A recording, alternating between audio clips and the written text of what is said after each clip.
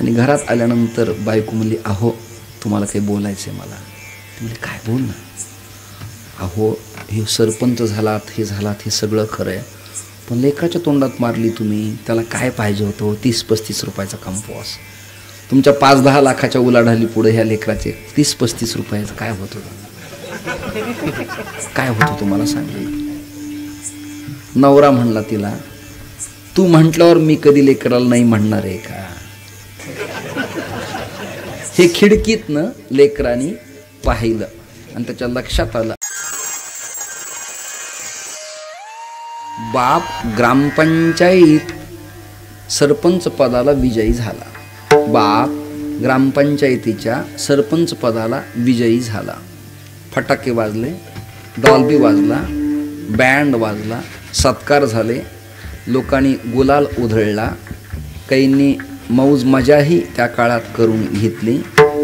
आणि गावात वातावरण निवडणुकीमुळे विजयाचं दुमदुमून गेलं. आणि तेवढ्यात मीडिया तंत्रावाले, इलेक्ट्रॉनिक कॅमेरावाले समोर आले आणि त्यांची मुलाखत घेत असताना अचानकच नवीन निवडून आलेल्या सरपंचाचं लेकरू पळत पळत स्टेजकडे आलं आणि ते म्हणालं, बाबा मला मॅडमने शाळेत मारलं का रे.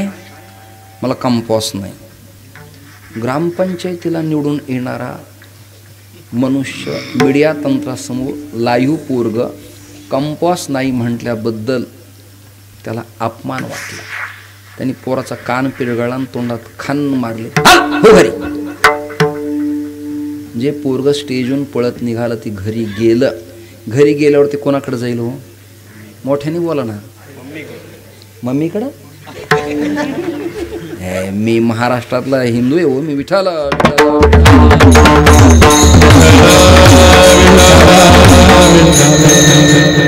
ते आईकडे जाईल ना. आई स्वयंपाक करत होती. पिल्ल्या काय झालं, पिल्ल्या काय झालं, बाळा काय झालं, बाळा काय झालं, पिल्ल्या काय झालं, पिल्ल्या तुला बाळा झालं, थोडं राहिलंय. हा थोडं. आई म्हणली स्वयंपाक थोडं राहिलाय. काय झालं बाळात? आई बाबांनी मला मारला आहे. मी कधीच बाबांच्याकडे जाणार नाही. आईच म्हणली, पिल्ल्या त्यांच्याकडे जायचं काय कारण आहे? त्यांच्याकडे देण्यासारखं काय राहिलंय आता?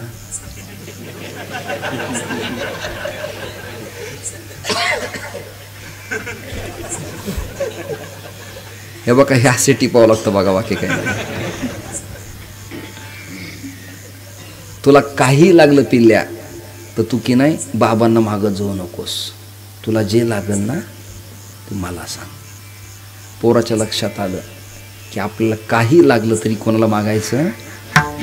निवडणूक झाली, जय जयकार झाला आणि बाप घरी आल्यावर बायकोने ओवाळलं, कुंकू लावलं, तोंडात साखर घातली किंवा पेढा दिला, हार घातला, औक्षण केलं 5 सुवासिनीने. आणि घरात आल्यानंतर बायको म्हणली, अहो तुम्हाला काही बोलायचं आहे मला. ती म्हणली, काय बोल ना. अहो हे सरपंच झालात, हे झालात, हे सगळं खरं आहे, पण लेकराच्या तोंडात मारली तुम्ही. त्याला काय पाहिजे होतं? 30-35 रुपयाचा कंपोस्ट. तुमच्या 5-10 लाखाच्या उलाढाली पुढे ह्या लेकराचे 30-35 रुपयाचं काय होत होतं? काय होतं तुम्हाला सांगा. नवरा म्हणला तिला, तू म्हटल्यावर मी कधी लेकराला नाही म्हणणार आहे का.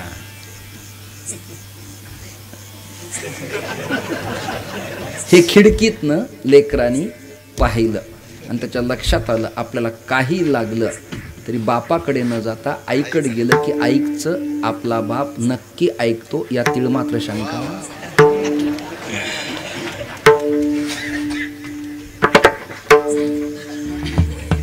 जगद्गुरु तुकोबार आदी करून संतांच्या लक्षात आलं, आपला भोळा बाप आहे, विटेवरती उभा आहे, त्याला फार काही मागण्यात मजा. जे मागायचे ते लक्ष्मीं प्रिय सखीं देवीं नमाम अच्युत वल्लभाम. तिला प्रार्थना करायची म्हणून लक्ष्मी वल्लभा. वल्ल म्हणजे पती. दीनानाथा पद्मनाभा सुखवसे तुझे पायी. दृष्टांते बरं का, याला दृष्टांते ज्ञानोबा असं लिहितात. एरवी विषयी सुख आहे, हे बोलण्याची सारी खेनो हे, तरी विद्युस्फुरणे कान पाहे. जगा माझी. पावसाळ्यात आकाशात कडकड कडकड कडकड वीज चमकली. तुम्हा सगळ्या लेकींना मी प्रश्न विचारतो, आकाशात कडकड वाजलेल्या विजेचा प्रकाश कायम राहतो का निघून जातो? निघून जातो. तो प्रकाश कायम राहिला असता तर MSEBची सप्लाय आपल्या घरात घ्यायची गरज लागली नसती. इमर्जन्सी ॲटोमॅटिक ट्यूब घ्यायची गरज लागली नसती. जनरेटर आणण्याची आवश्यकता लागली. सौर ऊर्जा घेण्याची गरज राहिली नसती. तो प्रकाश येतून जातो. तसं प्रपंचात विषयाचं सुख येतं आणि जातं. सुली व सुख प्रभूच्या चरणाजवळ आहे, अन्यत्र नाही. म्हणून सुख वसे तुझे पायी, मज ठेवी तये ठाई.